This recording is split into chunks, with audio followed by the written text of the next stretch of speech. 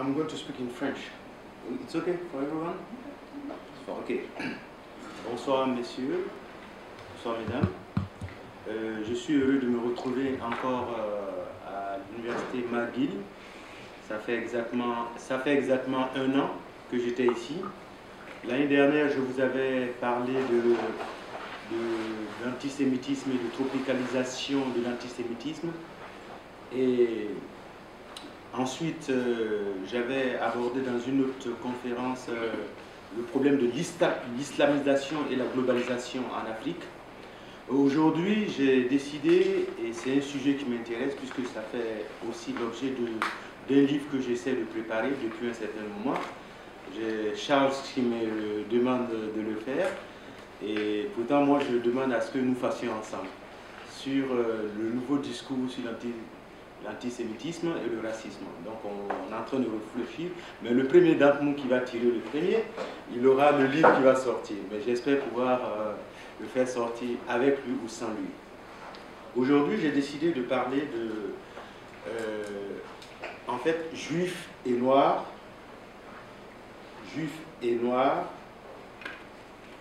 chez Jean-Paul Sartre et Alain Badiou, qui sont deux philosophes français,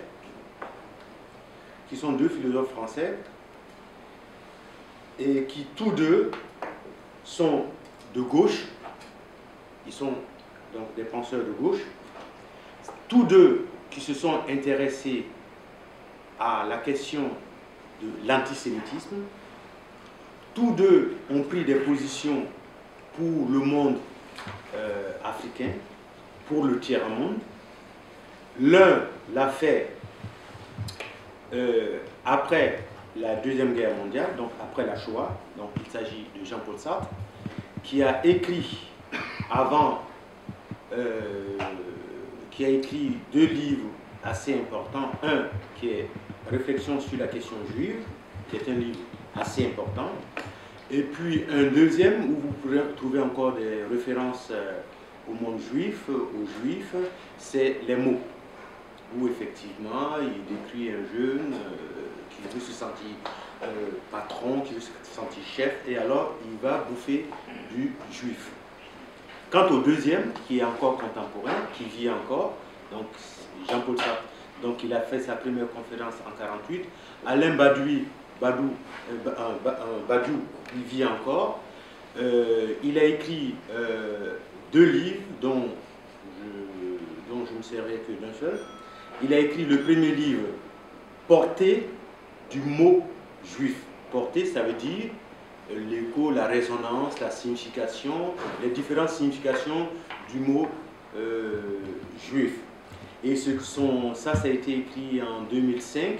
Le deuxième qui m'a obligé d'une certaine manière à prendre position par rapport à lui et à vouloir le comparer à Jean-Paul Sartre, c'est un essai qu'il a écrit avec un monsieur qui s'appelle Éric Razan et qui s'appelle « De l'antisémitisme en France ». Donc, mon intervention va essentiellement se baser sur ces deux auteurs, mais sur deux livres essentiellement. Le premier, c'est Réflexion sur la question juive de Sartre et l'antisémitisme de Badiou. Donc ce sont ces deux livres-là que je prends comme élément de réflexion. Donc ceci étant, j'ajoute encore que M. Badiou n'est pas n'importe qui, c'est un des grands philosophes quand même français contemporains, mais il ne suffit pas d'être grand, il ne suffit pas d'être intelligent, il ne faut pas être con, ça aussi c'est important. Lévinas disait de Heidegger que même les génies peuvent être aussi des criminels, et il y a des personnes à qui on ne pardonne pas. On ne pardonne pas à Heidegger, surtout à Heidegger. Et quand un homme est un penseur qu'il est grand, il doit avoir ce que moi je développe dans ma vision et dans mes théories philosophiques, et que je suis en train de travailler là-dessus par rapport au racisme et à l'antisémitisme. Ce que je développe s'appelle la responsabilité structurale. Lorsqu'on est un grand homme comme Jean-Paul Sartre, lorsqu'on est un grand homme, un grand monsieur comme Heidegger, lorsqu'on est un grand monsieur comme Badiou, il y a des manières de penser, il y a des formes de pensée, il y a des situations sociales où notre grandeur doit éblouir autres pour une solution meilleure. Alors, je vais présenter ma conférence, ça va être plus rapide parce que je sais qu'il y a beaucoup qui sont pressés. Je vais faire une petite introduction. Ah, je vais très vite. D'accord. Juste moi, je suis pressé. Je vais d'abord présenter de façon générale ce que je veux dire. En deuxième temps, je vais faire des citations de Jean-Paul Sartre sur l'antisémitisme, sa définition de l'antisémitisme, les passages où il parle des Noirs et des Juifs. Et ensuite, je vais exposer après la définition de l'antisémitisme par Badiou. Et à partir de ces deux différences, vous verrez comment est-ce que Noirs et Blancs se situent à peu près dans leur pensée. Mais permettez-moi de commencer par un premier point qui est assez important et que vous devrez retenir. Pour ceux qui sont spécialistes sur les questions de globalisation, d'identité, du racisme et de l'antisémitisme, vous devrez le prendre comme un point cardinal. A very important point when you are studying racism and antisemitism. Vous devrez prendre ça comme un point cardinal. C'est-à-dire mettre en équation antisémitisme, racisme et civilisation occidentale. Et plus précisément, l'ontologie dans la civilisation occidentale. Mais ici, je parlerai de façon globale. Antisémitisme et racisme rampant, ordinaire, sont les clés de l'efficacité administrative, c'est-à-dire cette efficacité administrative qui refuse des visas, qui fait des arrestations, qui décide le boycottage d'Israël. Tout récemment, il y a des banques qui ont décidé en Europe de boycotter Israël, au niveau d'Israël. Donc, le racisme et l'antisémitisme sont des formes qui sont liées au psychisme occidental et qui versent dans le domaine public, donc au niveau des opinions, de la haine. Et comme c'est une haine qui vient en général d'intellectuels, comme c'est une haine qui vient en général d'un État prétendu démocratique et civilisé, alors cette haine devient légale, légitime. On peut se poser la question, pourquoi après la Shoah, pourquoi après 4 siècles et demi d'esclavage, l'Occident ne peut pas se défaire ou ne peut pas laisser librement ses victimes? Pourquoi elle s'affaire toujours à s'attaquer à ses victimes?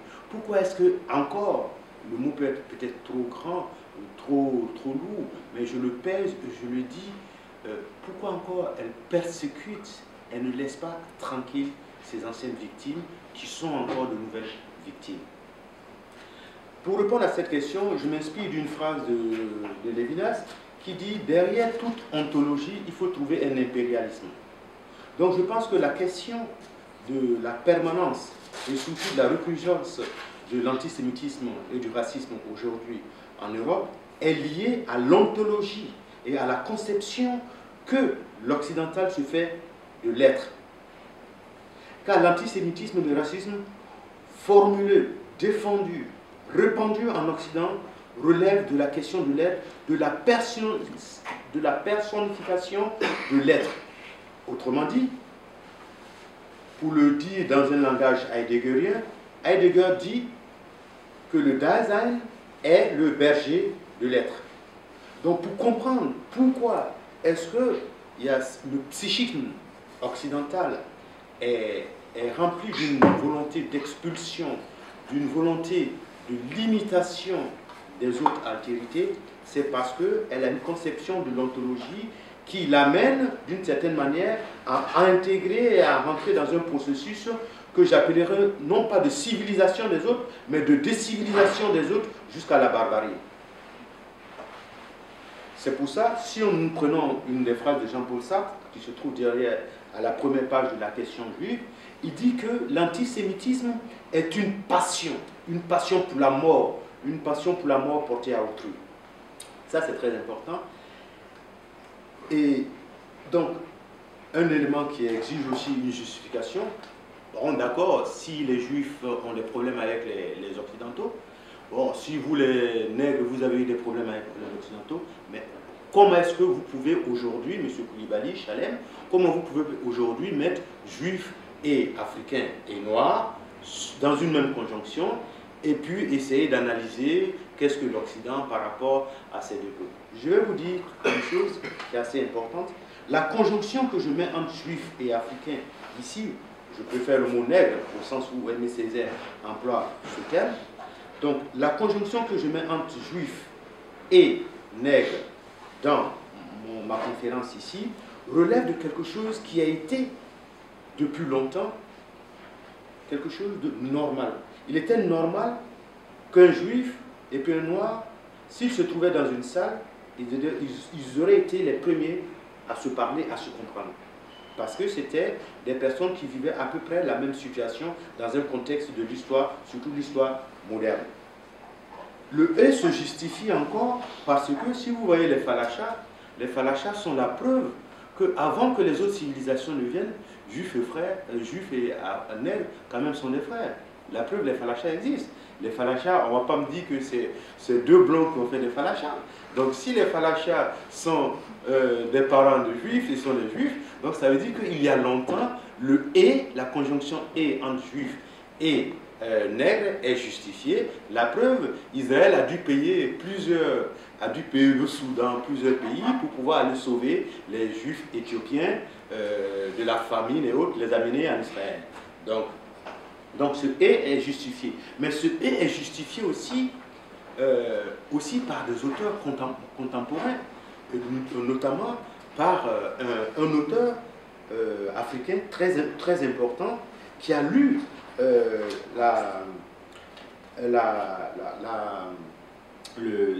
Jean-Paul Sartre, et qui était d'ailleurs ami de Jean-Paul Sartre. Il s'agit de Frantz Fanon. Frantz Fanon écrit dans Le Nègre et la psychopathologie. Il écrit à la page, c'est le volume des œuvres complètes, il écrit, parlant de la description que fait Jean-Paul Sartre du juif. Lui, il interprète. Ce juif, en face de cette montée d'agressivité, devra prendre position. C'est toute l'ambiguïté de ce que décrit Jean-Paul Sartre. Certaines pages de réflexion sur la question juive sont les plus belles que nous ayons jamais lues. Les plus belles parce que le problème qu'elles expriment nous prend aux entrailles. Le juif authentique ou inauthentique tombe sous le coup du salaud. La situation est telle que tout ce qu'il fait est appelé à se retourner contre lui.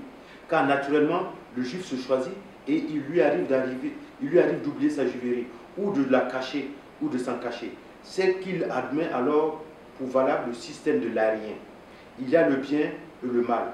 Le mal est juif, tout ce qui est juif est laid, et nous voyons plus juif. Je ne suis plus juif, à bas les juifs. En l'occurrence, ce sont les plus agressifs. Donc voici ce que dit Jean-Paul Fanon lorsqu'il lit la description de la situation juive par Jean-Paul Sartre. Il voit là les ténailles d'un processus que j'appellerais binéralité. L'aérien, l'homme occidental, c'est l'homme de bien. Et le juif est l'incarnation du mal.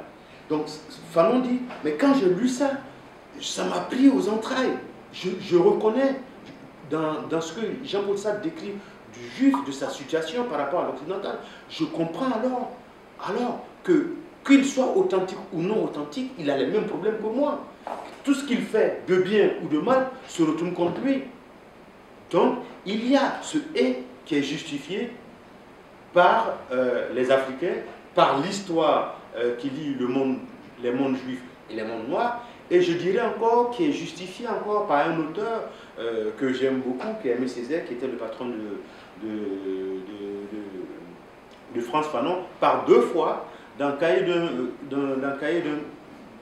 d'un retour au pays natal, et ensuite dans le discours sur le colonialisme. Aimé Césaire dit oui, après avoir tué les Juifs, aujourd'hui, d'autres peuvent prétendre que les Juifs, nous les Nègres, on doit leur dire merci, parce qu'ils ne veulent plus nous mettre dans des fours crématoires. Ils ne veulent plus encore nous mettre en esclavage. Ça, c'est les propos d'Aimé Césaire.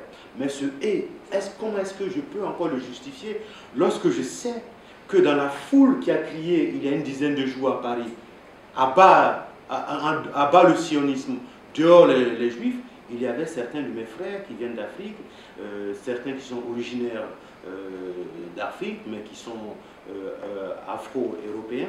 Alors comment est-ce que je peux justifier à cet instant ce « et ».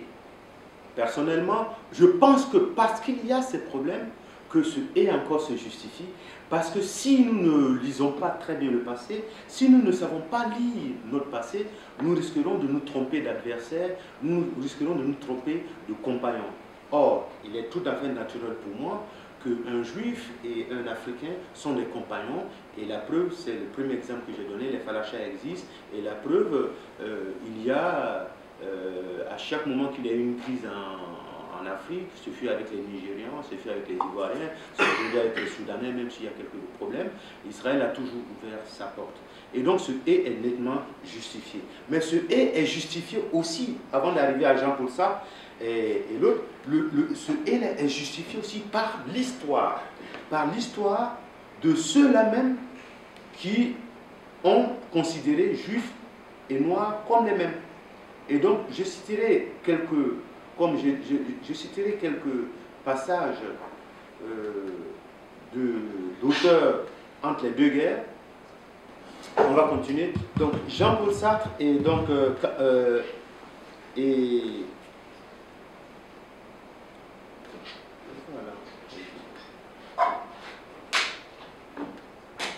Jean-Paul Sartre et Badiou se sont attaqués donc au problème de la question juive. Ils se sont attaqués au problème de la situation du nègre. Et comment est-ce que Jean-Paul Sartre définit l'antisémitisme? Je vais faire quelques citations, juste pour vous donner, mettre dans le bain, pour que vous puissiez voir où va. Donc, qu'est-ce que l'antisémitisme? Dans la question juive, Jean-Paul Sartre écrit « L'antisémitisme est un choix libre et total de soi-même. Une attitude globale que l'on adopte non seulement vis-à-vis des hommes en général, de l'histoire et de la société, c'est à la fois une passion et une conception du monde. C'est une totalité syncrétique, retenez ça. C'est une totalité syncrétique qu'il nous faut à présent tenter de décrire. » Voici comment est-ce qu'il décrit. Donc, l'antisémitisme, en termes techniques pour Jean-Paul Sartre, c'est un syncrétisme, d'accord? Et c'est une totalité syncrétique, et cette totalité syncrétisme comprend quoi? Comprend en général les structures de la société, donc ça veut dire soit on est bourgeois, on est prolétaire, on est ouvrier, donc c'est structuré comme ça. Et l'antisémite, c'est quelqu'un qui choisit, c'est pas quelqu'un qui ça lui tombe sur la tête, comme on dit les dieux sont tombés sur la tête. Non, c'est un choix, c'est une vision du monde, c'est volontaire, ce n'est pas une maladie. You remember? Ce n'est pas une maladie. Je suis de ceux qui recusent et qui refusent foncièrement de considérer les racistes et les antisémites comme des malades. Jean-Paul Sartre dit dans la première page aussi que l'antisémite est un passionné. Mais la passion ne veut pas dire qu'il est fou. On peut être passionné d'une femme, on peut être passionné du livre, ça ne veut pas dire qu'on est fou. C'est un passionné. Et Jean-Paul Sartre ajoute que l'antisémitisme ne naît pas de l'ère du temps. C'est une réponse que l'antisémite veut donner à l'histoire, et notamment à l'histoire de la France. Ici, ce point, revenons à ce que Badiou a écrit. L'antisémitisme, pourquoi aujourd'hui en France? Pourquoi en France? Justement en France, parce que la France est le pays qui donne, en musique on dit le la, non? J'ai raison. Hein? Le la, oui. Ouais, qui donne le la à ce phénomène. Jusqu'à Gobineau, rappelez-vous, jusqu'à Gobineau, les thèses antisémites et racistes viennent de ce monsieur. Et ce monsieur est français. Ce monsieur a précédé toutes les théories racistes, racialistes et tout ce que vous voulez.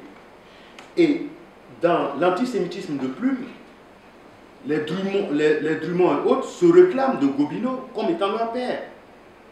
Ils disent, c'est écrit, que ce ne sont pas les Allemands qui ont inventé l'antisémitisme, que c'est eux les Français. Donc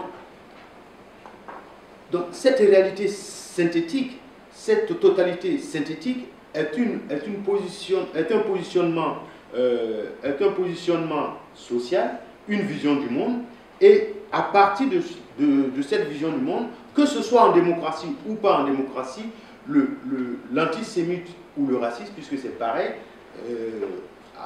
avec quelques différences, il veut, en démocratie, et contre le pouvoir en place, il veut subordonner, il veut encadrer la vie de l'autre. Et c'est ce que dit Frantz Fanon ici. Quoi qu'il fasse, ça se retourne contre lui. Ça m'a fait rire, j'étais tout récemment à Ouagadougou. J'ai un ami qui me demande, mais pourquoi est-ce que les Israéliens s'en vont prendre les enfants à la frontière, les soldats syriens blessés et tout ça? Je dis, mais c'est parce que les Israéliens sont comme les Africains. Ils disent qu'il est préférable de faire le bien que de faire le mal. Et puis je dis simplement, les Arabes ne comprennent pas que, en fait, la dimension métaphysique d'Israël dépasse l'existence d'Israël. Israël est né et le temple était là et il sera là peut-être un jour pour effectivement toutes les nations. Donc qu'il soit laïque ou qu'il soit religieux, l'Israélien, s'il y a quelqu'un qui tombe devant sa maison, il ira le chercher, il comprend, il dit mais ça j'arrive pas à comprendre. Je lui dis avec le temps tu comprendras, laisse les journaux. Donc ici, l'antisémite, il a une autre vision, il a une autre métaphysique, il a une autre manière d'approcher les autres. Donc cet exemple que je viens de donner, c'est pour montrer quoi? Même encore, des hommes vont dire que les Israéliens protègent les enfants, sauvent les enfants à l'hôpital, parce qu'ils ont intérêt pour dire que demain vous devrez nous donner l'argent. En fait, c'est ce que Frantz Fanon dit. Donc cette logique binaire, eux contre nous, vous êtes les Juifs, vous êtes les autres, vous incarnez le mal, vous êtes les nègres, vous êtes les animaux. Donc ce rapport binaire est ce que veut l'antisémite. Et c'est pour ça que Jean-Paul Sartre finit par dire que l'antisémite ne se sent sujet que devant et en face du juif. Il écrit. Mieux encore, c'est en face du juif et du juif seul que l'antisémite se réalise comme sujet de droit. C'est-à-dire que, en fait, pour se sentir comme homme libre, il a besoin de cette opposition, de cette confrontation. Et ça va même très loin.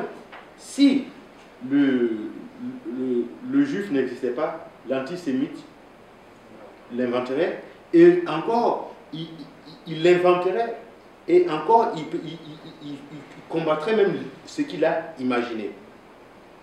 Donc, en un sens, dit Jean-Paul Sartre, en démocratie, en ce sens, l'antisémitisme en démocratie est une forme sournoise qu'on nomme la lutte du citoyen contre les pouvoirs. Interrogez quelqu'un de ces jeunes, dit Jean-Paul Sartre, turbulents, qui enfreignent placidement la loi et se mettent à plusieurs pour frapper un juif dans une rue déserte. Il vous dira qu'il souhaite un pouvoir fort qui lui ôte l'écrasante responsabilité de penser par lui-même. La République étant un pouvoir faible, il est amené à l'indiscipline par amour de l'obéissance. Ce que Jean-Paul Sartre a écrit il y a quelques années, il y a 10 jours de cela, on a entendu dans la manifestation, on dit quoi? Sionisme dehors, les Juifs dehors de la France, c'est-à-dire tous ces manifestants, et ça c'est ça qui est extraordinaire dans cette manifestation, des gars d'extrême gauche, des gars d'extrême droite, des gars qui sont des idéologies mais vraiment opposées, qui se sont retrouvés ensemble en demandant à l'État de prendre des positions contre les Juifs. Et là, c'est dangereux. Parce que lorsque des différentes factions aux idéologies opposées se mettent ensemble et forcent l'État, si la barrière de l'État qui est censée protéger chaque individu tombe, nous sommes pas loin de nous trouver dans une situation qui serait semblable à d'il y a quelques années, c'est-à-dire entre les deux guerres. Ça, c'est très important. Et ici, vous, en Amérique latine, en Amérique du Nord, vous ne vous rendez pas compte de la situation réelle de l'antisémitisme. Vous voyez à travers la télévision, à travers les journaux, mais la réalité, c'est qu'aujourd'hui, si vous suivez les gars sur Internet, et ça, je le fais avec des amis souvent, mais si vous suivez les forums, il y a des personnes qui s'arment, qui sont prêts, qui s'arment.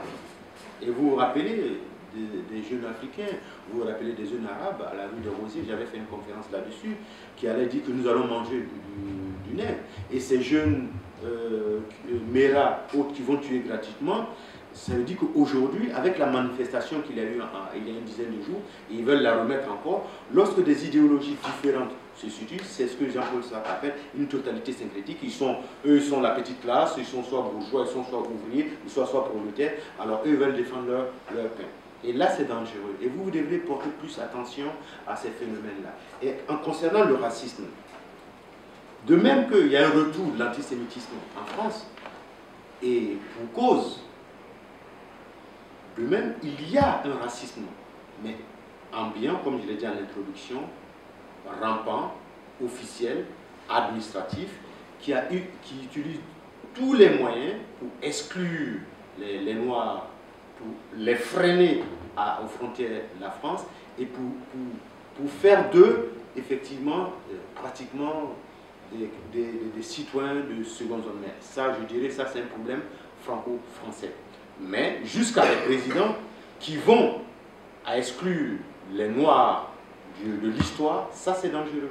Ça veut dire que le racisme, excusez-moi, est devenu quelque chose, une monnaie courante. Comme j'avais fait une conférence, j'ai dit aujourd'hui, l'antisémitisme, chacun voudrait en consommer, comme on va acheter dans un supermarché un élément de la modernité. Donc c'est très dangereux et cette récursion, vous ne la voyez pas, vous ne vous rendez pas compte qu'effectivement, le nouvel antisémitisme qui se trouve aujourd'hui développé en France est le même et plus sournois, plus dangereux que celui qui était entre les deux. Avant, Hitler a pris des millions, il est allé les gazer, et aujourd'hui, ça serait des meurtres sur le long terme. Ça serait des meurtres sur le long terme. Du côté du racisme, ça serait toujours des morts individuelles, c'est-à-dire on pousse des hommes jusqu'au désarroi. Et vous devrez vous en rendre compte. Donc, comment est-ce que Jean-Paul Sartre finit par considérer l'antisémitisme par rapport à ceux qui sont de gauche et qui veulent une société et qui veulent défendre les intérêts de leur société, de leur république?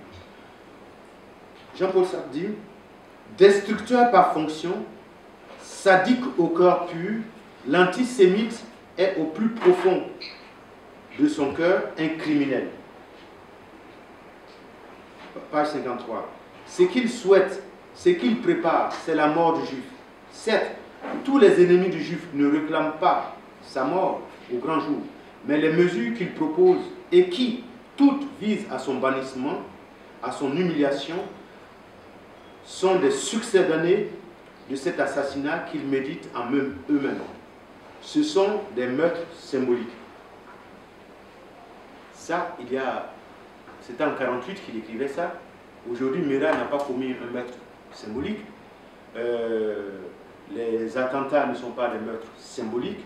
La Shoah qui s'était passée juste 3 ans avant cette conférence, ce n'était pas un crime symbolique. Et aujourd'hui, nous ne sommes pas en face des antisémites qui vont se contenter de meurtres symboliques. Donc il y a un cran dans ce qui s'est passé. Donc, qu'est-ce qu'on peut retenir de la définition de l'antisémitisme de Jean-Paul Sartre? Si vous lisez la question juive, ce qui est intéressant, même quelles que soient les erreurs d'analyse que Jean-Paul Sartre fait au niveau de sa conception de la dialectique, parce que c'est toujours un sujet qui détermine un objet, ce n'est pas le juif qui détermine son destin, c'est l'autre qui détermine son destin.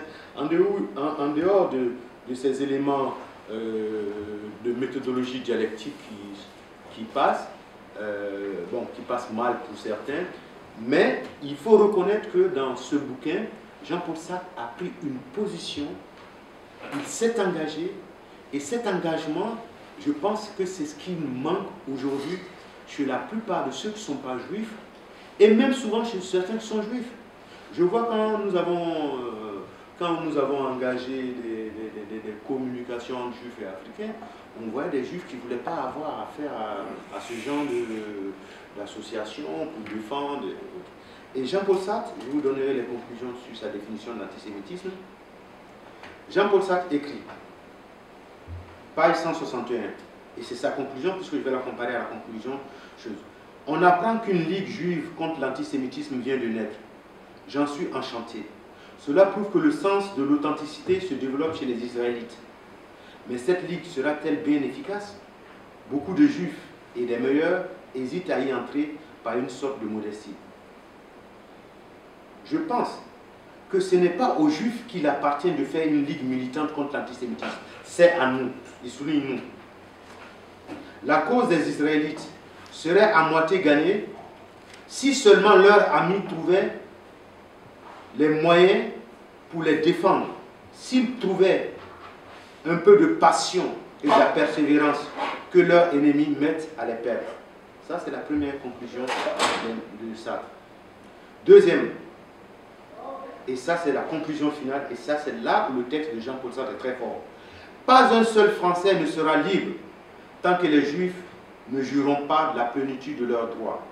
Pas un Français ne sera en sécurité tant qu'un Juif en France et dans le monde entier, il met en italique le monde entier, pourra craindre pour sa vie. Voici à peu près ce qu'on peut retenir de Jean-Paul Sartre. Mais qu'est-ce que Jean-Paul Sartre dit et qui intéresse, et qu'on verra, qui intéresse le noir et qui m'intéresse dans mes recherches? D'abord, la notion du corps. Le corps. L'un des points sur lesquels, là j'ai donné un point ici, qui est une forme de métaphysique de l'occidental qui à chaque moment, même si tu fais bien, il va te dire c'est mal, si tu fais mal, il va te dire c'est très mal. Donc, Jean-Paul Sartre écrit, il y a un dégoût du juif comme il y a un dégoût du chinois ou du nègre chez certains gens. Et ce n'est donc pas du corps que naît cette repulsion, puisque vous pouvez fort bien aimer une juive si vous ignorez sa race. Mais elle vient du corps par l'esprit. C'est un engagement de l'âme, mais si profond et si total qu'il s'étend au physiologique, comme c'est le cas de l'hystérie. Et à la fin, Jean-Paul Sartre dit, il cite Richard Wright, il dit, donc, question, il dit, Richard Wright, ça c'est Jean-Paul Sartre qui écrit, Richard Wright, l'écrivain noir, disait aux États-Unis, il n'y a pas de problème noir aux États-Unis, il n'y a qu'un problème blanc. Nous dirons de la même façon que l'antisémitisme n'est pas un problème juif, c'est notre problème, il souligne encore notre. Puisque nous sommes coupables et que nous risquions d'en être nous aussi les victimes. Il faut que nous soyons aveugles pour ne pas voir que c'est notre affaire au premier chef. Donc, ici, en fait, le problème du corps, c'est-à-dire quand on voit un nègre, bon, il est repoussant. Quand on voit un juif, ou quand on arrive à détecter qu'il est juif, tout ça, il est repoussant. En fait, c'est toute la problématique de la sexualité, autrui et sexualité.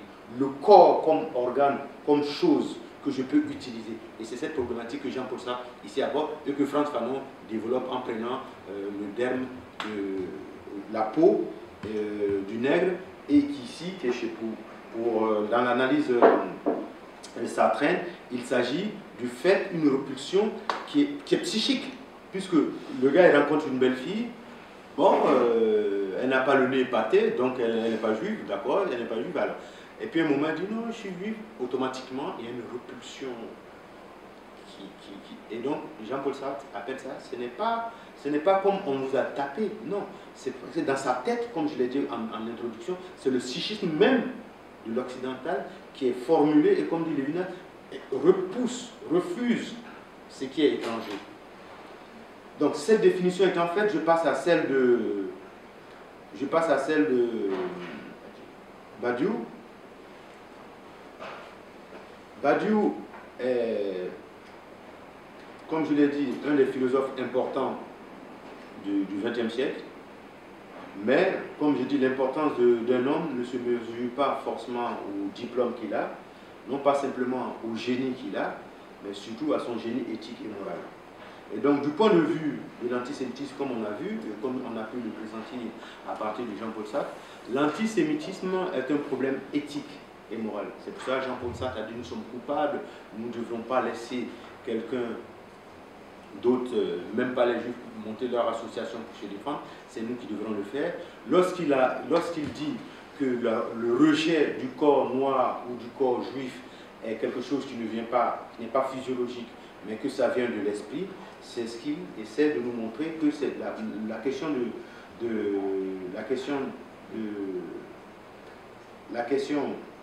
de l'antisémitisme comme du racisme est une question donc éthique. Maintenant, Alain Badiou commence aussi, il a chez lui des définitions de l'antisémitisme qui sont des définitions qui vont vous faire sauter, qui vont vous faire sauter parce que ce n'est pas la même approche. Ce n'est pas la même approche. C'est une approche qui se veut un peu plus musclée. Et qui utilise autrement que Jean-Paul Sartre. Le rapport du noir à la société française. Donc Badiou dit que en fait l'antisémitisme est une fabrication du juif. Donc première définition, il appelle ça un fantasme.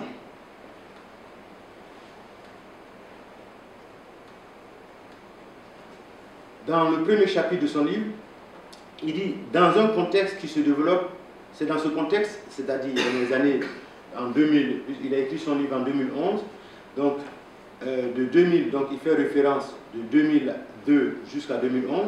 Il dit dans le contexte de la France se développe une campagne dénonçant l'antisémitisme. Or, ça c'est ce qu'il dit, dénoncer la poussée d'antisémitisme, donc chez lui il n'y a pas de recrudescence de l'antisémitisme, l'antisémitisme a disparu, est un bon moyen pour détourner l'attention de la sanglante opération Rempart, ou mieux encore pour la présenter comme une mesure défensive, dans le contexte d'une montée générale de l'antisémitisme. Donc qu'est-ce qu'il dit? Il dit l'antisémitisme en fait est une invention pour détourner l'attention sur ce qui se passe en Israël. Voici une première définition de l'antisémitisme par Badiou. Donc,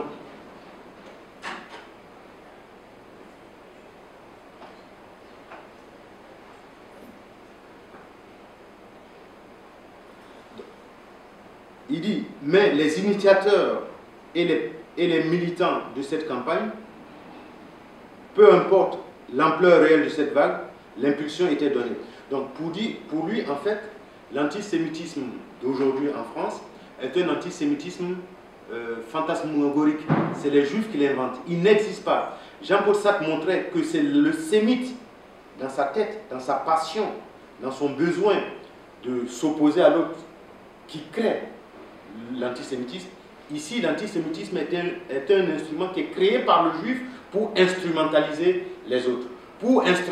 En fait, il y a deux éléments. Un, pour permettre l'alia.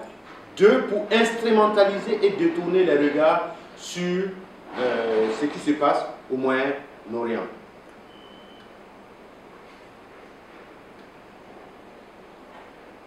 Badiou dit encore que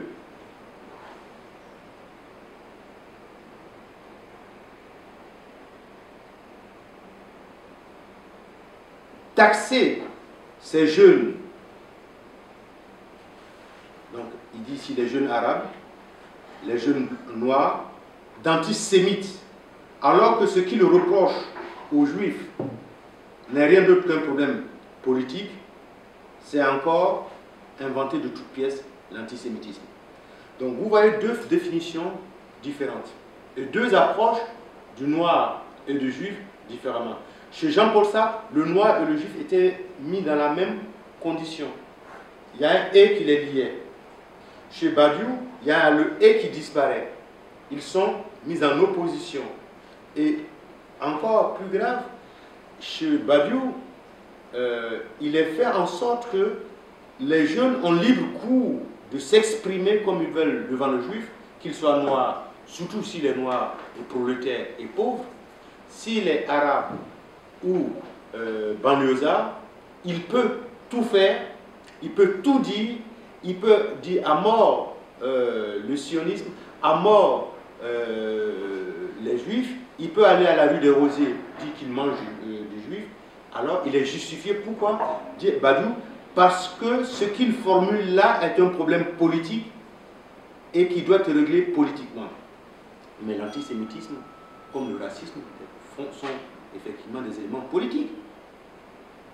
Tu ne peux pas justifier un discours, tu ne peux pas justifier un discours d'expulsion, de haine, qui déjà se passe dans un terrain qui est politique.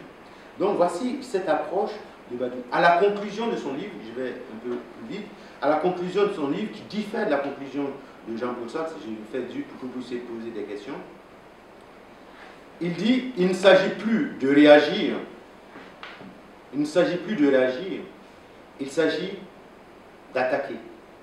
C'est-à-dire, il ne s'agit plus de se laisser tourner en rond par des personnes qui instrumentalisent l'antisémitisme, c'est-à-dire les juifs qui instrumentalisent l'antisémitisme, mais il faut attaquer ces personnes-là qui osent attaquer d'autres personnes, c'est-à-dire qui osent attaquer les Noirs et les jeunes des banlieues. Il faut aller à l'offensive. Et nous voyons que tout ce qui s'est passé depuis ces derniers temps relève de la justification de la haine développée par les intellectuels. Entre les deux guerres mondiales, il y a eu cette haine qui a été développée à l'égard du juif. Pendant des siècles et des siècles, l'occidental a développé la même haine face à l'homme noir. Et jusqu'aujourd'hui, jusqu'aux personnalités politiques, le noir n'est pas encore entré dans l'histoire. Il n'y a pas pire insulte face à un peuple d'une vieille tradition et d'une vieille civilisation que le peuple noir, même s'il est éparpillé, même s'il n'a pas une religion unique, il n'y a pas plus grande insulte de considérer que moi, Chalem, je ne suis pas encore entré dans l'histoire, ou que ma mère n'est pas entrée dans l'histoire, ou que nous sommes des sous-hommes. Parce que seuls les humains sont dans l'histoire, même les animaux qui nous accompagnent aussi ont leur trace dans l'histoire. Donc voici ces deux perspectives, grosso modo, que j'ai voulu vous présenter pour que vous puissiez avoir l'envie de relire Jean-Paul Sartre, de relire surtout les écrivains de ces deux entre-guerres pour pouvoir bien comprendre ce qui se passe aujourd'hui. Parce qu'on sous-estime le retour du racisme et de l'antisémitisme en France. Les gars sous-estiment. Et la question à laquelle je ne réponds pas ici, je répondrai à Avad, c'est pourquoi en France? Pourquoi en France? Je vais vous donner, j'ai suggéré un élément, parce que la France, dans le lac, en beaucoup de matières, et notamment dans la haine des autres, dans cette forme de spiritualisation du racisme et de l'antisémitisme, les écrivains français ont été les premiers, de loin beaucoup défensifs. Quant à l'expulsion des uns et des autres, tous les pays européens occidentaux l'ont fait. Et vous qui êtes en Amérique, vous devrez être plus conscient de ce qui se passe. Et que ce qui se passe dans les mois qui vont venir, ça ne se passera pas en termes simplement de conférences, ça ne se passera pas en termes de grève. Ça peut se compter en termes de vie. Parce que si vous suivez les forums, il y a des personnes qui sont prêtes à passer à l'acte, qui sont prêts à s'armer. Et des groupuscules qui frappent des Noirs dans la rue. Mais ils criaient ensemble. Donc j'espère avoir justifié, donc je reprends ma conclusion, j'espère avoir... Excusez, mais je vais partir, mais j'apprécierais si du moins on puisse parler. D'accord. Donc je fais une conclusion de ce que j'ai dit. Donc j'ai essayé de vous montrer, en fait j'ai essayé d'attirer votre attention sur les enjeux actuels du racisme et de l'antisémitisme en France. Je suis parti à partir de la question suivante. Pourquoi est-ce que l'occidental est-il raciste et antisémite? Je vous ai dit que pour répondre à cette question, il faudrait aborder la question de l'être, de l'ontologie, voir comment est-ce que l'occidental interprète le terme ou le concept d'être. Et que peut-être l'une des choses, et c'est le premier tiret que je dis, peut-être l'une des choses, c'est qu'il personnifie l'être. L'être, c'est eux. Et l'être ici, c'est l'être transcendant, c'est-à-dire qui est l'égal de Dieu. Donc ça, c'est la première raison. Deuxièmement, j'ai essayé de vous montrer que la définition de l'antisémitisme de Jean-Paul Sartre, elle était une définition empathique. Jean-Paul Sartre a essayé de faire mea culpa pour sa civilisation, pour sa race, pour le bourgeois qu'il était. Et Jean-Paul Sartre a essayé de prendre position pour quelqu'un qu'il considérait comme victime. Et dans cette prise de position, Jean-Paul Sartre a montré que les Juifs et les Noirs, d'une manière, étaient haïs de la même manière, soit par leur corps, soit par leur seule présence, soit par ce qu'ils font. Je vous ai montré qu'un bon lecteur et ami de Jean-Paul Sartre, Frantz Fanon, a compris que ce texte-là de Jean-Paul Sartre, parlant des Juifs, décrivant leur situation, correspondait d'une certaine manière à la situation de l'Africain. L'autre point que j'ai essayé d'aborder sur la définition de Badiou, je suis allé très vite pour vous laisser poser des questions. Badiou définit l'antisémitisme comme étant un élément fantasmagorique. Ce n'est pas l'occidental qui crée l'antisémitisme, c'est le juif qui crée l'antisémitisme pour faire quoi? Pour faire diversion par rapport à ce qu'il fait aux pauvres palestiniens. Pour faire quoi? Pour faire monter des juifs, pour faire des aliyahs. Et donc, par conséquent, pour lui, l'antisémitisme est une création fumeuse de l'homme juif. Et finalement, le noir et le juif, chez Badiou, ne sont plus mis ensemble comme des êtres qui peuvent travailler ensemble du fait qu'ils ont une partie de leur histoire commune et qui est plus loin, qui précède de loin la civilisation occidentale. Je vous ai parlé des Falachas, ça remonte depuis au moins le premier temple. Et si en 1984, l'État d'Israël est venu payer de l'argent pour aller les ramener chez eux, c'est que depuis le premier temple au monde jusqu'à aujourd'hui, les Juifs et les Noirs sont dans l'histoire il y a longtemps. D'accord? Vous êtes d'accord avec moi? Donc finalement, ce que j'ai essayé de vous montrer, c'est que, en fait, et ça c'est la conclusion que je prends chez Jean-Paul Sartre, en fait, la question de l'antisémitisme n'est pas la question du juif. Comme la question du racisme, ce n'est pas le problème du juif, ce n'est pas le problème du noir, c'est le problème de l'Occident. Parce que s'ils continuent à jouer avec l'antisémitisme, s'ils continuent leur racisme, c'est une société qui va disparaître. Ça, j'en suis certain. Merci.